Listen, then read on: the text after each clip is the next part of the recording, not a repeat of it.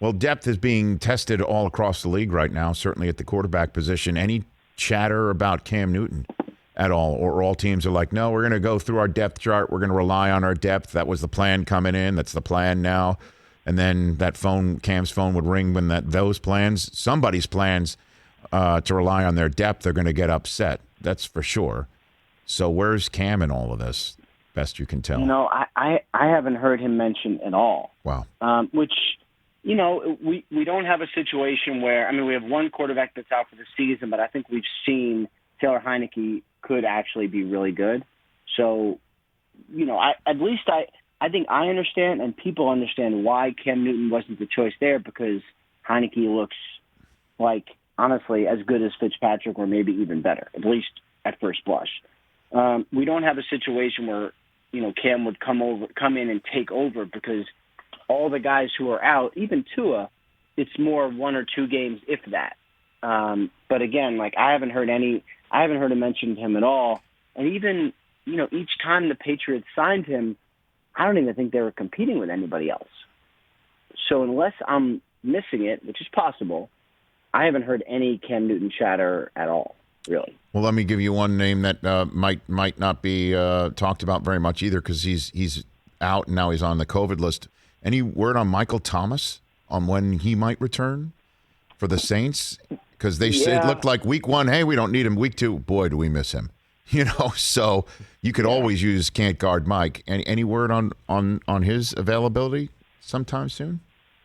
Yeah, and that was a really rough example of, Dr. Jekyll, Jameis, and Mr. whatever. You know right. What I mean? Yes.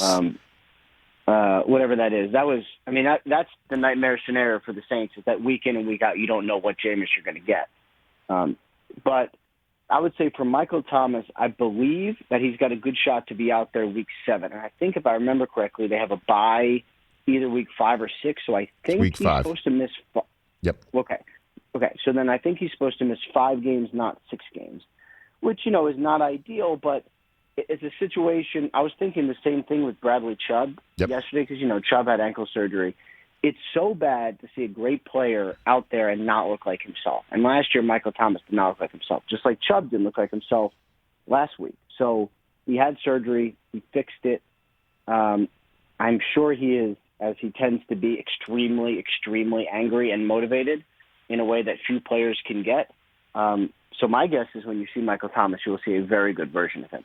And I will say this, not being self-serving at all, but is it possible he's on my fantasy bench waiting until he comes back? I'm not going to comment on that, but it would help, yes. Well, that's part of the reason why I asked. And so what about Brandon Aiyuk? We had Jimmy G on the show yesterday, and he said the competition is stiff at the receiver position.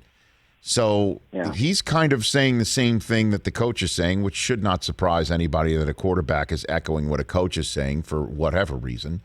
But what is going on with one of the top rookies from last year coming back and then being a non-factor? And yes, 2 wins for the team, but 1 catch, boom, that's it. What's going on there for him? 1 catch, 15 snaps in the opener, which is not a lot, obviously.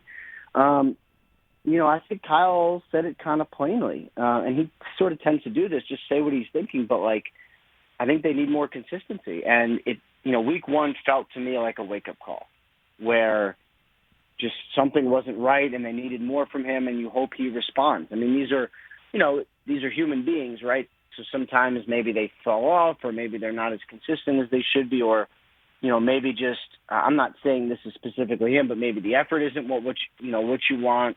It really feels like something better needs to happen for Brandon Aiyuk for him to replicate what was the case last year, because it's kind of going the wrong way.